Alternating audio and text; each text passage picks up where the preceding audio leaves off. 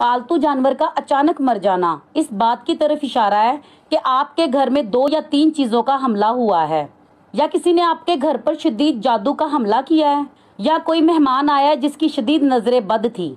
अगर जानवर या परिंदे इसे अपने ऊपर ना लेते तो ये घर को लग जानी थी। अगर आप किसी फंक्शन पर गए हो, बाहर की ओपरी नजर हो गई है जो कि घर में आने के बाद घर की फिजा उससे मुतासिर हुई, जब वो नजरें बद घर के अंदर इंटर हुआ, उन परिंदों ने अपने ऊपर ले लिया। उनकी जान बेमायनी नहीं होती।